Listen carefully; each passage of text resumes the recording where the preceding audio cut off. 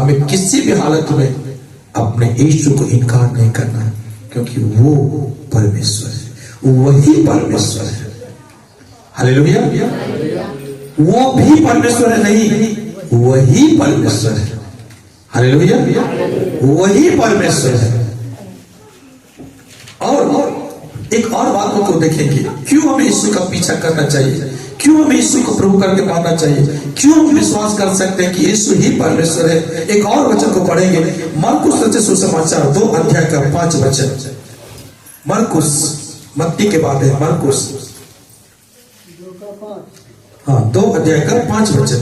यीशु ने उसका विश्वास देखकर, यीशु ने उसका विश्वास देखकर उस लकवे के रोगी से कहा, उस लकवे के रोगी से कहा, हे पुत्र, तेरे पाप क्षमा हुए। तेरे पाप क्षमा हुए। हालेलुया। यहाँ पर देख सकते हैं एक लकवा का रोगी है, और यीशु मसीह क्या कहे, क्या कहे यीशु मसीह, हे पुत्र तेरे पाप क्षमा हुए, हे पुत्र तेरे पाप क्षमा हुए। अब बताइए, वो लकवा का रोगी जो था, क्या यीशु मसीह के साथ कुछ गलती किया था, कुछ गलती किया था? क्या यीशु मसीह को गाली दिया था? क्या यीशु मसीह को मारा पीटा था? क्या यीशु मसीह को धमकी दिया था? वो तो यीशु मसीह के साथ किसी भी तरह का गलती नहीं किया था। वो किसी दूसरे के साथ किया हो सकता है वो अपने पापा मम्मी के साथ किया हो सकता है अपना दोस्त के साथ कुछ गलत किया हो सकता है अपना पड़ोसी के साथ गलत किया हो। तो उसके अपराध को क्षमा कौन करेगा? उसके पापा मम्मी ने क्षमा करेगा। जिसके साथ गलती किया वही ना क्षमा करेगा। अपने दोस्त के साथ अगर वो गलती किया हो तो उसका दोस्त उसको क्षमा करेगा। अपने पड़ोसी के साथ अगर वो गलती किया हो तो पड़ोसी उसको क्षमा करेगा। मेरे कहने का मतलब है कि दो लोग, अगर मान लीजिए यहां पर मेरा बेटा है, आशीष इधर आता,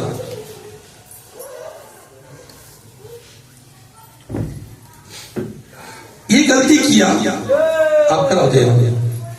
अगर मान लीजिए ये इनके विरोध में गलती किया, इनको क्षमा कौन करेगा? इधर आ जाइए, कौन क्षमा करेगा? आप क्षमा करेंगे? अगर ये आपके विरोध में गलती किया, आपको गाली दिया, इसको क्षमा कौन करेगा? अब यहाँ पर धर्मपाल भी आकर के इसको क्षमा कहे कि राहुल वही धर्म मैं तुमको क्षमा करता हूं, तो क्या कहेगा? लोग पागल कहेगा, बेवकूफ कहेगा। अरे ये तो आपके विरोध में कुछ गलती किया नहीं, आप कैसे इसको क्षमा कर सकते हैं? क्षमा करने वाला तो ये है, इसके विरोध में ये गलती किया है, ये न क्षमा करेगा। यीशु वही काम कर रहे थे कि वो गलती किसी और के विरोध में कर रहा है, लेकिन यीशु सबके पाप को क्षमा कर रहे हैं। तुम्हारा पाप क्षमा। तो कारण क्या है? ये जो धर्मपाल भी है, आइए आपका नाम ले रहे हैं।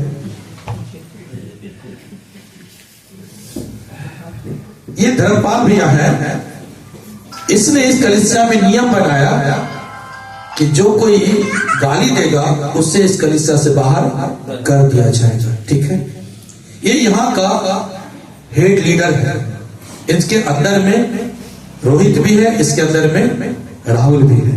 ठीक है, अगर ये व्यक्ति इसे गाली दिया, ये नहीं भी क्षमा कर रहा है, ये लीडर होने के नाते इसको क्षमा करेगा। क्यों?